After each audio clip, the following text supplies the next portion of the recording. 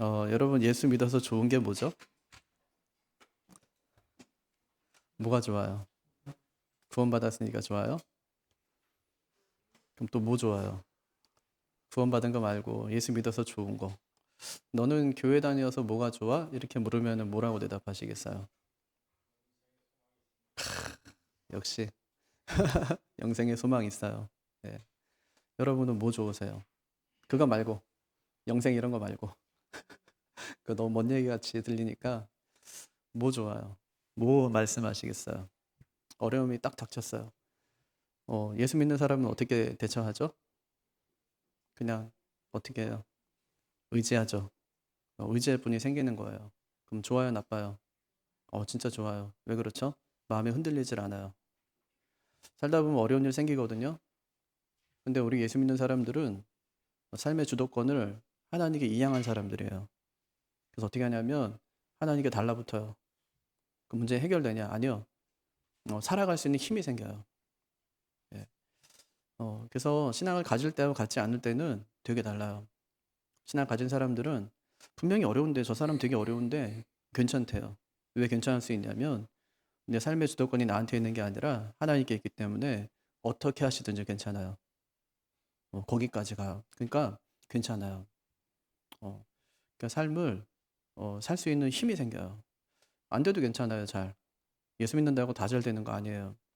어쩌면은 예수 믿기로 결심했는데 그날부터 안 될 수도 있어요. 예수 믿기로 결심했는데 그날부터 불행한 일들이 막 닥쳐와요. 내가 예수 믿어서 그런가? 맞아요. 예수 믿어서 그래요. 왜 그러냐면 이제부터 시작인 거예요. 불행한 일이 생겼을 때, 어려운 일이 닥쳤을 때, 그때 네가 붙들고 살아갈 것이 이제는 그 주도권이 달라졌다는 거죠. 이제 예수 붙들고 그 어려움을 헤쳐나갈 수 있는, 나가야 되는 그런 삶의 시작을 알리는 거예요. 근데 많은 사람들이 예수 믿었는데 어려움이 찾아오면 거봐 예수 믿어도 뭐 별거 없잖아. 괜히 어려움만 찾아오잖아 하고 생각하지만 사실은요 그전에도 어려움이 있었어요. 근데 새로운 어려움이 온 것이 아니라 이제는 새로운 분을 붙들고 살아가게 된 거예요. 근데 그것이 훈련되고 그것이 계속 내 삶에서 연습되면 그것이 엄청난 힘이 돼요. 네. 예수 믿으면서 그런 깊은 은혜를 좀 경험했으면 좋겠어요. 내 삶의 주도권을 하나님께 이양하고 하나님께서 하시는 대로 이끌려 살아갈 수 있는. 예. 그것이 우리에게 얼마나 든든한지 몰라요. 직장 다닐 때하고 장사를 할 때는 다르대요. 장사하시는 분들은 직장 다닐 때가 좋았다 그래요. 저희도 그렇거든요. 저희도 부교육자 때가 좋았어요. 시킨 대로 하면 되니까. 책임질 일이 하나도 없어요. 내가 담임 목회하고 보니까 시킨 대로 하는 게 아니라 시켜야 되는 일이고 또 책임져야 되는 일이에요. 뭔가 자꾸만 생각해야 돼요. 그리고 결과에 대해 책임져야 되고. 이거 진짜 사람을 힘들게 하는 거거든요. 우리 인생도 예수님께 내가 삶의 인생을 맡기기 전에는 내가 다 책임지고 살아야 돼요. 내가 다 짊어지고. 근데 주님께서 수고하고 무거운 짐진 자들아 내게로 오라. 내가 너희를 쉬게 하리라. 그럼 아무것도 안 해도 된다는 얘기는 아니에요. 나의 멍에를 같이 지자 그러거든요. 내 멍에는 가볍다. 그렇게 말씀하세요. 그러니까 멍에는 보통 이제 소 두 마리가 지는 거잖아요. 그래서 같은 힘을 가지고 가지만 주님과 내가 멍에를 지면 그러면 나는 너무 쉬워요. 주님께 다 지고 가실 테니까 나는 함께 가기만 하면 돼요. 이런 깊은 은혜가 우리의 삶에 있기를 바라고 예수 믿는 그 즐거움이 우리 속에 더욱더 가득히 넘쳐나게 되기를 바랍니다. 예수님은요 진짜 좋은 분이에요. 예, 전 생각하면 생각할수록 예수님이 너무너무 좋은 분이에요. 그분을 모르고 내가 인생을 살았다면 난 어떻게 살았을까 하고 가끔 생각하거든요. 그러면 내 마음대로, 내 생각대로, 또 내가 돈 따라서 아니면 욕심 부리면서 죄 짓고 살아가겠죠. 근데 예수님이 내 마음에 들어오신 순간부터 그런 것들이 싹 사라져요. 그렇게 살 수 없는 사람이 됐으니까. 왜냐? 내 인생의 주도권이 하나님께 이양된 거예요. 기도하면서 자꾸만 맡겨요. 하나님, 저는 잘 못하는데 하나님 좀 해주세요. 도와주세요. 함께 해주세요. 하나님 이거 어떻게 해야 됩니까? 저는 모르겠는데 어떻게 해야 되죠? 기도하면 하나님이 조금 알려주세요. 그럼 조금 해봐요. 그리고 또 막막하면 또 기도해요. 하나님 이때는 어떻게 해야 되죠? 또 알려주세요. 그러면 그거 붙들고 한번 더 해봐요. 예, 그렇게 사는 것이 가장 안전한 인생이고 가장 편안한 길을 꼭 기억하고 평생 진짜 주님만 붙들고 살아갈 수 있는 우리가 되기를 바랍니다. 주님께서 그것 때문에 이 땅에 오신 거예요. 오늘은 종려주일이죠. 종려주일의 핵심이 뭘까요? 종려나무 이게 아니라 주님이 예루살렘에 들어가셨다. 뭐하러 들어가시죠? 우리를 구원하기 위해서. 그 길을 누가 예비한 거예요? 그런 줄도 모르는 사람들이 예수님께서 올라가실 때 종려나무 가지를 흔들면서 우리를 구원하소서 그렇게 얘기했어요. 우리 나라를 회복시켜 주세요 하고서 종려나무까지 흔든 거죠. 그래서 핵심이 종려나무까지가 아니기 때문에 예전에는 호산나 주일이라고도 불렀어요. 호산나 주일. 또 한 4세기경에 그때 그리스도인들은 그때는 부활절 되면 우리가 세례 받죠. 예. 예수님 믿기로 결심하는 거죠. 그래서 뭐라고 했냐면 세례 예비자 주일 이렇게도 불렀어요. 예수님 믿기로 결심한 사람들이 지키는 주일. 이래서 세례 예비자 주일. 우리는 지금 종려나무, 종려주일 이렇게 부르지만 사실은 종려나무의 핵심이 있는 것이 아니라 예수님이 예루살렘에 들어가셨다는 거예요. 왜 들어가시죠? 왕 되려고 그래요? 아니면 죽으려고 그래요? 죽으려고. 누구 위해서? 죄인들을 위해서. 여러분, 죄인은 자기 죄를 스스로 해결할 수가 없어요. 누군가 용서해 줘야 돼요. 누가 용서해 줘야 돼요? 내가 그 사람한테 잘못한, 내가 그 사람한테 죄 지은 그 사람이 내 죄를 용서해 줘야 돼요. 그래야 내가 용서받을 수 있거든요. 누구한테 죄 지은 거예요? 하나님께 죄 지은 거예요. 왜요? 하나님 명령 어겼거든요. 그러니까 어떻게 해야 돼요? 하나님 용서해 주세요 해야 되는데 죄인은 자기 죄를 고백하는 순간 어떻게 돼요? 구속되고 벌을 받아요. 구속되고 벌을 받아요. 그러니까 지금도요. 법정에 가면 제가 정말 잘못했습니다. 제가 다 죄를 지었습니다. 이렇게 얘기하는 사람이 별로 없어요. 변호 세워서 제가 그때 정신적으로 굉장히 혼란스럽고 어려울 때 제가 그런 죄를 지었습니다. 제가 술 먹고 그런 거라고요. 이렇게 얘기하죠. 그래야지 형량을 조금 덜 받을 수 있거든요. 죄인은 죽어야 돼요. 근데 하나님께 우리가 잘못했습니다 하고 했어요. 근데 하나님께서 용서하세요. 말이 안 되는 거거든요. 잘못했습니다 이렇게 하면 벌을 받아야 되는데 잘못했습니다 그랬기 때문에 용서해줘요. 이건 말이 안 돼요.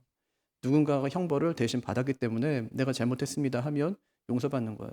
그러니까 주님께서 십자가에서 우리 죄를 먼저 용서하셨기 때문에 우리가 잘못했습니다 하면 용서가 되는 것이지 그것 없이 아무것도 없이 내가 그냥 잘못했습니다 하는데 용서하는 것은 있을 수 있는 얘기가 아니에요. 그래서 우리 회개할 수 있다는 것은 너무 감사한 일이에요. 잘못했습니다 했는데 용서하신다는 것은 이미 용서하셨기 때문에 잘못했습니다 하는 그 용서가 가능해졌다는 얘기예요. 그 회개가 있기 전에 속죄가 먼저 있었어요. 먼저 주님께서 우리의 과거의 죄, 현재의 죄, 미래의 죄까지 다 짊어지고 십자가에서 죽어주셨어요. 죄의 형벌을 받으셨단 말이에요. 대신해서. 그게 기독교의 가장 중요한 교리, 속죄의 교리, 대속의 교리, 대신의 교리, 제일 중요한 교리예요. 주님께서 그 일을 대신 해주셨다고요. 근데 오늘 말씀 보니까 이제 6월절 됐고 6월절에 어린 양을 바쳐서 자기 죄를 속하는 그런 절기거든요. 구약시대는 그랬어요. 구약시대는 짐승을 내 대신 죽여서 짐승의 피를 하나님께 드림으로 내 죄가 속해졌어요. 근데 그것은 일시적인 거예요. 왜냐하면 사람의 죄를 짐승이 대신할 수 없기 때문에. 그래서 예수님께서 이 땅에 오시죠. 그래서 예수님께서 하신 일이 뭐죠? 우리 죄를 짊어지고 사람으로서 죽으신 거예요. 사람의 모든 죄를 짊어지고. 그래서 사람의 죄가 속해지게 되었어요. 문제는 뭐냐면 그렇게 주님께서 다 해놓으셨는데 어떤 사람은 회개하지 못해서 용서받지 못해요. 어떤 사람은 회개하지 못해서 용서받지 못하는 거예요. 어떤 사람은 회개해요. 눈물로 회개해요. 원래는 내가 그 죄를 대신 짊어지고 내가 그 죄를 짊어지고 내가 죽어야 되는데 예수님께서 내 죄를 대신 짊어지고 십자가에서 죽으심으로 내 죄가 용서받았다는 그 사실을 다 깨닫고 난 다음에는 회개하면서 울어요. 감사합니다. 그런 거죠. 그럴 때 주님의 속죄가 내 속죄가 될 수 있어요. 그거 하는 절기예요. 6월절은. 그거 하려고 많은 사람들이 성전에 지금 올라가고 있는 중입니다. 근데 이 종려주일은 독특한 아이러니 갖고 있는데 하나는 예수님의 승리의 입성이겠죠. 종려나무까지 흔들 때 승리 뭐 이런 뜻이잖아요. 승리의 입성이 또 한편은 예수님의 순환이에요. 예수님의 승리와 순환, 죽음이 동시에 함께 있어요. 그래서 대조의 날, 아이러니의 날 이렇게도 불러요. 마가복음 10장 32절부터 34절까지 보면 예수님께서 왜 예루살렘에 들어가셨는지 그 이유가 나옵니다. 그것도 한번 보세요. 10장 32절에서 34절. 제가 처음 읽어볼게요. 예루살렘으로 올라가는 길에 중간에 쭉 띄워놓으면 자기가 당할 일을 미리 말씀하여 이르시되, 거기서부터 읽어볼까요? 보라, 우리가 예루살렘에 올라가노니 대제사장들과 서기관들에게 넘겨짐에 그들이 죽이기로 결의하고 이방인들에게 넘겨주겠고 그들을 능욕하며 침뱉으며 채찍질하고 죽일 것이나 그는 3일 만에 살아나리라 하시니라. 예수님께서 지금 예루살렘에 올라가시기 전이거든요. 뭐라고 말씀하시냐면 우리가 지금 예루살렘에 올라간대요. 그럼 어떻게 된대요? 죽음에 넘겨진대요. 대제사장들과 서기관들이 우리를 죽음에 넘겨줄 텐데 이방인들이 우리를 받아가지고 우리를 막 능욕해요. 우리를 막 채찍으로 때려요. 그리고 우리를 죽일 것이다. 그런 다음에 내가 다시 3일 만에 살아날 것이다. 예수님께서 아셨어요? 모르셨어요? 예루살렘에 올라가시기 전에 올라가기만 하면 어떤 일이 있을지 예수님이 아셨어요? 모르셨어요? 아셨기 때문에 올라가시기 전에 그 전날 밤에 겟세마네 동산에 올라가서 예수님께서 땀방울이 핏방울이 될 정도로 예수님이 그렇게 고통스럽게 기도하셨던 거예요. 할 수만 있으면 이 잔을 내게서 옮겨주십시오. 왜요? 이 길이 너무 고통스럽다는 것을 주님이 아셨기 때문에. 죽으러 가는 길이에요. 예수님은 하나님으로서 올라가시지만 하나님으로서 올라가시는 것이 아니라 인간으로서 올라가세요. 우리 대신 올라가세요. 그 길이 너무너무 고통스러운 길이었다는 것을 주님께서 아셨어요. 왜 올라가신다고요? 죽기 위해서. 이게 핵심이에요. 그럼 지금이 죽일 분위기냐? 예, 지금이 딱 죽일 분위기예요. 왜냐? 얼마 전에 예수님이 나사로를 살리셨어요. 이곳이 어디죠? 베다니. 나사로의 집이 있는 곳이에요. 거긴 베드타운이거든요. 구리도 그렇죠. 베드타운이죠. 여기서 잠만 자고 그냥 다 우리는 서울로 뭐 어디로 다 직장생활, 직장으로 다 나가죠. 예, 딱 이런 곳이에요. 6월절에는 보통 이제 요세푸스 역사가 이야기 들어보면 약 250만 명이 일주일 동안 머무는 거예요. 그 예루살렘 작은데 거기에 다 살 수가 없으니까 지역에 있는 베드타운들이 있겠죠. 여관들 거기에 이제 사람들이 많이 있었던 거예요. 예수님께서도 거기에 머물러 가셨어요. 거기서 머물러 갔다가 죽은 나사로를 예수님이 살리세요. 어떻게 됐을까요? 난리가 났겠죠. 유월절을 지키기 위해서 많은 사람들이 지금 몰려와 있는데 거기서 예수님께서 죽은 지 사흘이나 됐어요. 나흘이나 됐어요. 그를 살리세요.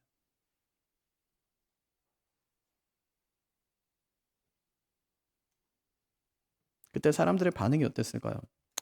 요한복음 11장에 보면 예수께서 하신 일을 본 많은 유대인이 그를 믿었으나 그래요. 예수님 믿었대요. 많은 사람들이 예수님 믿었대요. 그럼 대제사장들의 반응은 어땠을까요? 이날부터 그들이 예수를 죽이려고 모의하니라. 네. 그러니까 지금 믿음과 죽음이 공존해 있는 상황이었어요. 그들이 그런 결심을 한 다음 날 주님께서 예루살렘에 올라가시겠대요. 예수를 죽이려고 모의한 그 다음 날 예수님께서 예루살렘에 올라가시겠대요. 그럼 무슨 준비가 지금 된 거예요?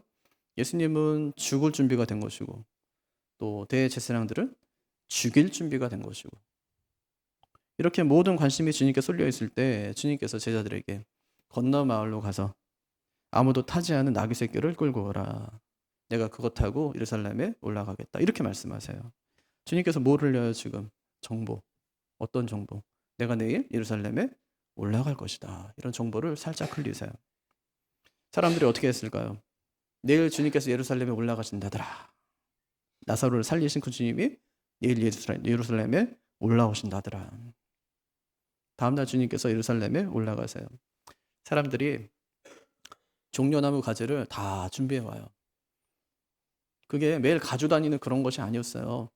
우리 교회에 올 때 성경책 갖고 다니듯이 예루살렘에 오면 종려나무까지 하나씩 갖고 오는 그런 게 아니에요. 예수님이 내일 예루살렘에 올라가신다더라. 사람들이 종려나무가지를 준비해 옵니다. 예수님 열렬히 환영하죠. 예수님의 예상에 적중한 겁니다. 예수님 맞이한 엄청난 행렬이 형성된 것입니다.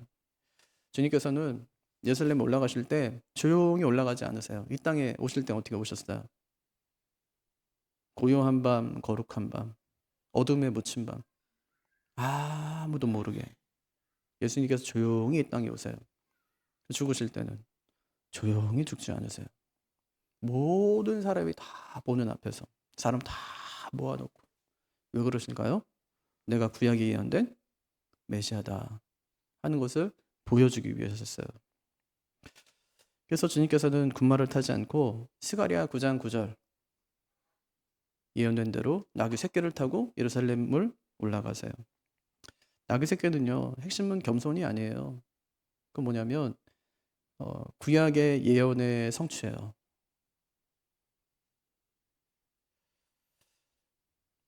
스가랴 9장 9절에 보면 예수님께서 올라가실 때 나귀 새끼 타고 올라가신다고 예언하셨어요. 그 예언을 성취하시는 것이죠. 구약에 보면 메시아에 대한 예언이 진짜 많거든요. 한 200개 있어요. 예. 메시아 어떤 분이냐고요? 눈먼 자 눈 띄워줘요. 어떤 분이에요? 걷지 못하는 자 걷게 해줘요. 죽은 자를 살려요. 이런 예언들이 200개나 있어요. 근데 그 200개가 200명에게 만약에 적용된다면 뭐 할 수 있겠죠. 근데 그 200개 예언이 딱 한 사람에게 다 이루어져야 돼요. 그가 메시아예요. 그래서 어떤 사람이 간혹 가다가 나는 예수다 뭐 이렇게 하는 사람 있죠. 그러면 딱 우리는 보면 알아요. 200개 딱 해서 다 맞는지 보면 알아요. 이 사람이 눈먼 사람의 눈을 띄웠는지, 아니면 죽은 사람을 일으켰는지, 아니면은 걷지 못한 자를 걷게 했는지 몇 가지만 살펴보면 돼요. 근데 다 안 맞거든요. 그건 메시아가 아니에요. 메시아라는 것은 로또의 확률보다 훨씬 더 높습니다. 로또가 815만 분의 1이거든요. 거의 불가능해요. 그거는 벼락 맞고 또 맞아야 되니까 그건 진짜 어려운 거예요. 그건 안 돼요. 그거는. 예. 그래서 길거리 지나가다 보면 이 집에서 막 로또 1등 막 2번 당첨되고 2등 10번 당첨되고 그런 집 있죠. 엄청난 집이에요, 진짜 그런 집들은. 예. 저 어마어마한 집들이에요. 안 돼요, 그거 다 안 돼요. 사보셨죠? 안 되죠? 예. 아, 됐는데 저한테 비밀로 하고 그런 건 아니죠? 안 돼요, 그거 안 돼요, 그거 안 되는 거예요. 근데 메시아가 될 확률은 어떠냐면요, 200개가 아니라 8개가 그 한 사람에게 만약에 이루어질 확률이 어떠냐면 10만 조 분의 1이래요. 이건 될 수 있어요? 아니요, 안 되는 일이에요. 그런데 예수님께서 그 200가지의 모든 예언된 모든 말씀을 다 이루시고 이제 나머지의 일을 이루시는 거예요. 그게 스가랴 9장 9절 말씀인데 나귀 새끼 타고 지금 예루살렘을 향해서 올라가시는 장면이라고요. 그래서 예수님께서 이렇게 말씀하십니다. 나귀 새끼 끌고 오라고 그러죠. 1절과 2절 한번 같이 읽어볼까요? 시작. 그들이 예루살렘에 가까이 와서 감난산 벳바게와 베다니에 이르렀을 때에 예수께서 제자 중 둘을 보내시며 이르시되 너희는 맞은편 마을로 가라. 그리로 들어가면 곧 아직 아무도 타보지 않은 나귀 새끼가 메어 있는 것을 보리니 풀어 끌고 오라. 나귀에 대한 두 가지 정보. 하나 뭐예요? 아무도 타지 않았다. 두 번째, 새끼다. 예. 왜 이게 중요하죠? 구약에 예언된 대로 그 나귀 새끼였던 거예요. 예, 그 나귀를 찾아서 끌고 와야 돼요. 끌고 오는 방법을 예수님께서 알려주세요. 3절 볼까요? 시작. 만일 누가 너희에게 왜 이렇게 하느냐 묻거든 주가 쓰시겠다 하라. 그리하면 즉시 이리로 보내리라 하시니. 주가 쓰시겠다. 이게 호 큐리오스 아우투인데 이걸 직역하면 그것에 주가 쓰시겠다 이런 뜻이에요. 그것에 주가 쓰시겠다. 그것은 뭐예요? 나귀 새끼. 그것에 주가 쓰시겠다. 누가 주인이라는 말이에요? 호 큐리오스는 주님이거든요. 주님이 주인이라는 거예요. 그러니까 그 나귀 새끼 풀어와라 이런 말이에요. 그럼 나귀 주인은 그 말을 듣고 순순히 풀어줄까요? 뭐라고 말씀하시냐면 그리하면 즉시 이리로 보내리라. 원문에 보니까 그러면 그가 즉시 그것을 여기로 다시 보내리라 이렇게 말씀했어요. 다시는 뭐죠? 제가 이거 원래 내 건데 다른 사람한테 컵을 줬어요. 물 마시라고. 물 다 마셨어요. 어떻게 해야 돼요?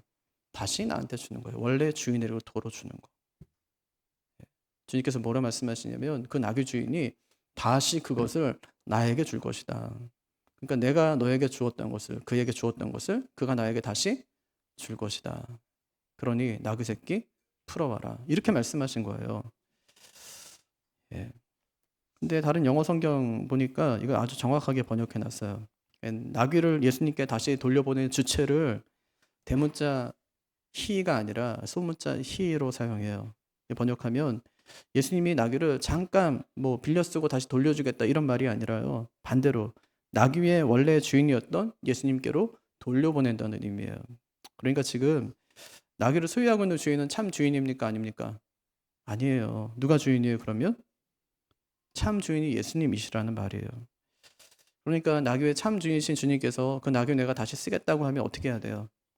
다시 주님께 돌려드려야 돼요.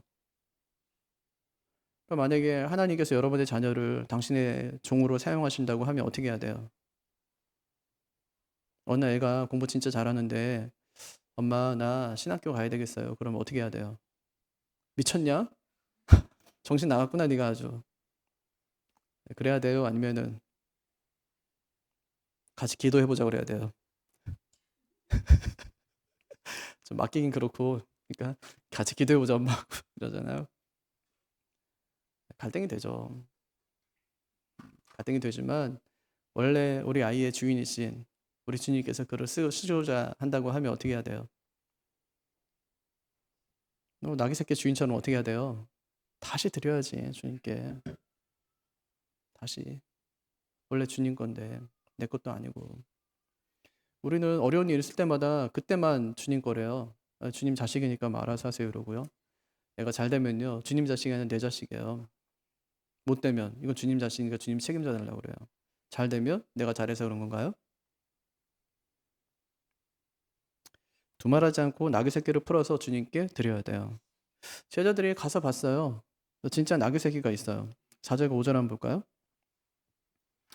시작. 제자들이 가서 본즉 나귀 새끼가 문 앞 거리에 메어 있는지라 그것을 푸니 거기 서 있는 사람 중 어떤 이들이 이르되 나귀 새끼를 풀어 무엇하려느냐 하매 가서 본즉 나귀 새끼가 있었어요. 보고 간 거예요? 아니면 가서 본 거예요? 가서 봤어요. 가서 보니까 말씀하신 대로 나귀 새끼가 있었어요. 믿음의 비밀. 믿음은 확인하러 가는 게 아니에요. 확신해서 가는 거지. 아브라함도 모세도 확인하지 않고 갑니다. 확신하고 가요. 믿음은 확인되고 이해돼서 순종하는 게 아니에요. 말씀에 대한 확신 때문에 순종하는 거죠. 믿음은 확인하는 게 아니라 확신하는 겁니다. 아니, 확인이 안 됐는데 어떻게 갈 수 있어요? 확신하면 갈 수 있어요. 우리는 기도로 확인받기 바라죠. 근데 항상 기도는 우리에게 확인시켜주는 게 아니라 확신을 갖게 해요. 기도했어요. 하나님 어떻게 해야 됩니까? 그거 있잖아. 그렇게 하면 돼. 말씀하시면 좋을 텐데 말씀하지 않으세요. 어떻게 하시냐면 할 수 있어. 할 수 있어. 갈 수 있어. 너 얼마든지 할 수 있어. 확신을 주세요. 어떻게 하고 이렇게 하고 저렇게 하라고 말씀하시는 게 아니라 가. 내가 너와 함께 할 거야. 확신을 주세요. 아브라함이 불안해서 기도할 때마다 하나님께서 그에게 하셨던 말씀은 뭐냐면 글로 가면 돼. 여기로 가면 돼. 지금 잘 가고 있어가 아니에요. 계속 내가 너와 함께 있다는 것만 확신시켜 주세요. 네, 믿음이라는 거는 확인하는 작업이 아니에요. 확신을 갖는 거예요. 왜 기도해요? 어떤 문제를 위해서 기도했어요? 아파요. 기도했어요. 안 나요. 근데 한 가지 기도하면서 드는 생각이 뭐냐면 살 수 있겠다는 거예요. 네, 괜찮다는 거예요. 아파도 괜찮다는 거예요. 네, 하나님 저 아파도 괜찮아요. 네, 분명히 힘들거든요. 하나님 저 힘들어도 괜찮아요. 하나님 함께 하시니까 괜찮아요. 네, 기도는 앞으로 어떻게 될지를 확인하는 게 아니에요. 확신을 갖게 하는 거예요. 제자들이 주님 말씀대로 가거든요. 갔더니 나귀 새끼가 있어요. 나귀 주인이 어떻게 합니까? 6절 한번 읽어보죠. 시작. 제자들이 예수께서 이르신 말대로 말한데 이에 허락하는지라. 주인이 어떻게 해요? 주가 쓰시겠다 이 말 듣고 어떻게 해요? 이에 허락하는지라. 허락한다는 말은 버려두다, 떠나다 이런 뜻이거든요. 예. 제자들이 나귀 새끼를 풀어가는 일에 대해서 신경 쓰지 않았다는 말이에요. 방해하지 않았다는 말이에요. 그들이 하고 싶은 대로 그냥 마음껏 하게 내버려 두었다. 그 말이에요. 누가 이렇게 할 수 있죠? 종이 되기로 결정한 사람. 종이 되기로. 그분의 종이 되기로 결정한 사람. 그 사람은 그렇게 할 수 있어요. 그럼 가만히 생각해 보세요. 지금 예수님의 제자들이 왔어요. 그럼 나귀의 주인이 그 사람들이 누군지 알았을까요? 몰랐을까요? 지금 예수님은요, 그 베다니에서 슈퍼스타예요. 네, 슈퍼스타예요. 그 제자들은요, 역시 같아요. 너무너무 만나고 싶은 사람. 아마 어쩌면은 제가 나귀 주인이라도 두렸을 것 같아요. 주님이 예루살렘에 올라가시는 길에 내 나귀가 쓰임 받을 수 있다면 나는 기꺼이 그 나귀를 들을 수 있죠. 또 요한복음 12장에 보면은 예수님께서 나사로를 고치셨을 때 수많은 사람들이 예수를 그때 믿어요. 어쩌면 그 나귀 새끼의 주인은 예수를 믿는 사람인지도 모르겠어요. 믿었던 사람. 어쩐지 그가 자신에게 있었던 것을 다시 주님께 돌려드리는데 전혀 아까워하지 않아요. 제자들하고 좀 약간 비교가 되죠. 예수님이 지금 십자가 지러 예루살렘에 올라가세요. 예수님이 올라가시는 거는 죽으러 올라가시는 거예요. 근데 제자들은 어떤 마음 가지고 지금 올라가고 있죠? 꿈을 이루기 위해서 올라가요. 예수님은 죽으러 올라가고 제자들은 꿈을 이루기 위해서 올라가요. 예수님 지금 순환을 다당하려고 올라가시는데 제자들은 지금 보상을 받기 위해서 올라가는 거예요. 지난 3년 반 동안에 자신들의 헌신과 수고에 대한 보상을 받기 위해서 올라가는 거예요. 지금 예수님이 올라가시는 모습과 제자들이 함께 올라가는 모습은요, 완전히 상반되고 완전 달라요. 그렇기 때문에 그들이 올라가면서도 누가 큰 애를 놓고 계속 싸우는 거예요. 서로 높은 자리에 앉겠다는 것이죠. 하지만 예루살렘은 소원을 이루는 곳이 아니에요. 구원을 이루는 곳이에요. 우리는 예수님을 통해서 무엇을 이루려고 합니까? 소원이에요? 아니면 구원이에요? 예수님은 소원을 이루기 위해서 이 땅에 오신 분이 아니세요. 예수님은 구원을 이루기 위해 이 땅에 오신 분이세요. 예수님이 이 땅에 왜 오셨는지 잊지 마세요. 내 소원 이루기 위해서 온 것이 아니다. 구원을 이루기 위해서 온 것이다. 이제 예수님이 나귀 새끼 타고 예루살렘에 들어가십니다. 7절 한번 읽어볼까요? 시작. 나귀 새끼로 예수께로 끌고 와서 자기들의 겉옷을 그 위에 얹어 놓음에 예수께서 타시니. 그러니까 나귀 새끼는 왕의 동물 중에 하나예요. 왕은요, 나귀 새끼도 타고요, 나귀도 타고요, 또 말도 타요. 언제 말 타죠? 전쟁하러 나갈 때 또는 전쟁에 돌아왔을 때 말 타요. 나귀는 언제 탈까요? 평화의 시대에. 왕이 행차예요. 그럼 말 타고 막 행차한다. 이건 좀 약간 불안한 거잖아요. 전쟁하러 가나? 나귀를 타고 가요. 그럼 평화의 시대, 아무 일도 없다, 평안하다, 그런 뜻이겠죠. 예수님께서 나귀를 타신 것은 그가 겸손과 섬김으로 이 땅에 평화를 주러 오신 분임을 잘 보여줍니다. 근데 이 그림이 백성들이 원하는 그림이었냐고요? 그렇지 않다고요. 백성들은요, 말 타고 전쟁의 영웅으로 예수님이 등장하시기를 바랬어요. 근데 주님께서는 나귀 새끼 타고 겸손의 왕으로, 평화의 왕으로 예루살렘에 올라가십니다. 그때 사람들 반응이요. 어떻게 주님 맞이할까요? 8절에서 10절까지 한번 읽어보죠. 시작. 많은 사람들은 자기들의 겉옷을, 또 다른 이들은 들에서 벤 나뭇가지를 길에 펴며 앞에서 가고 뒤에서 따르는 자들이 소리 지르되 호산나 찬송하리로다. 주의 이름으로 오시는 이여 찬송하리로다. 오는 우리 조상 다윗의 나라여 가장 높은 곳에서 호산나 하더라. 예, 어디서 이런 많은 사람들이 몰려들었어요?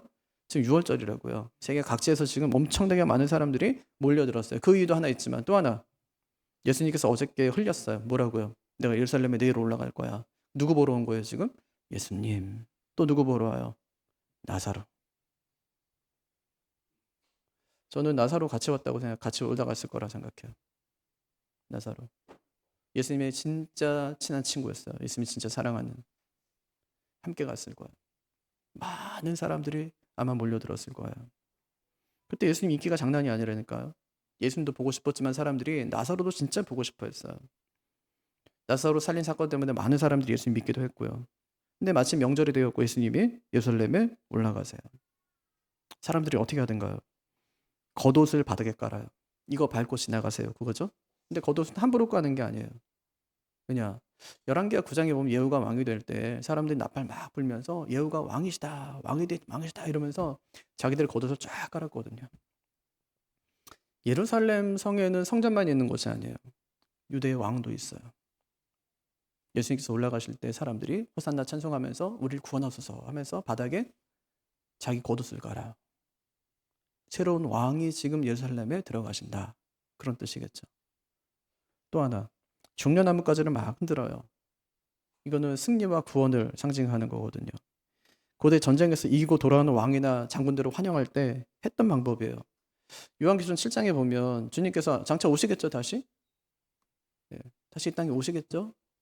부활하신 그 주님이, 승천하신 주님이 다시 이 땅에 오시겠죠?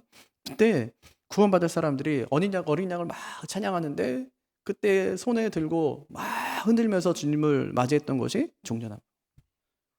네, 종려나무까지. 승리와 구원을 상징하는 거예요. 지금 그들이 엄청 주님께 집중되어 있음을 알 수 있습니다. 찬송하고 진짜 또 찬송하는 거, 찬송하리로다 주의 이름으로 오시는 이요. 왜 이렇게 달라진 걸까요? 그전에는 막 예수님만 보면 떡 주세요 막 이랬는데 지금 왜 메시아라고 외치는 걸까요? 뭘 받기 때문에 그래요? 요한복음 12장 7절에서 17절에서 18절 보면 이렇게 말했어요. 나사로를 무덤에서 불러내어 죽은 자 가운데 살리실 때에 함께 있던 무리가 증언한지라. 증언했대요. 그걸 본 사람들이 예수는 메시아야, 예수님이 죽은 자를 살렸다고 증언한지라.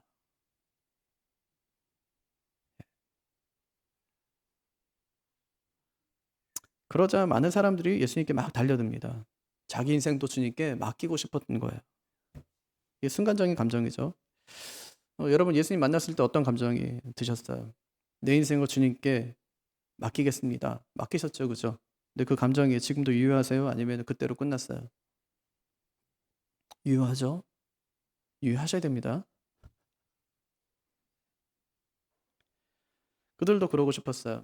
그래서 겉옷을 바닥에 깔아요. 손에 종려나무 가지를 들고 외쳐요. 호산나 찬송하리로다.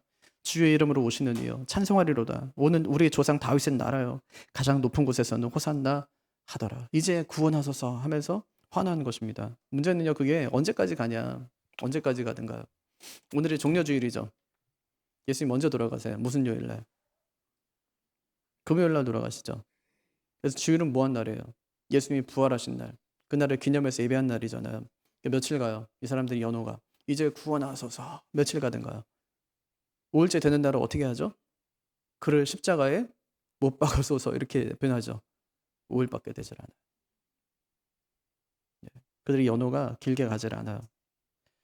종려나무 가지가 나중에 뭘로 바뀌나요? 십자가로 바뀌어요. 똑같은 나무인데 하나는 승리의 나무고 하나는 죽음의 나무예요. 왜 그렇게 변했을까? 예수님이 소원을 안 들어주는 거예요.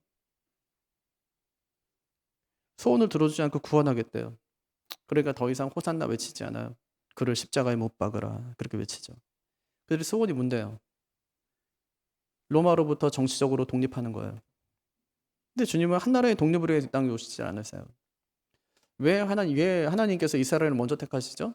선민이라고 부르죠. 먼저 택하셨어요. 왜 하나님이 먼저 택하시죠? 모든 민족을 위한 한 민족으로. 그들을 제사장 나라로 세워서 모든 민족을 구원하겠다는 거예요. 근데 먼저 택했더니 뭐래요? 특별한 줄 알아요.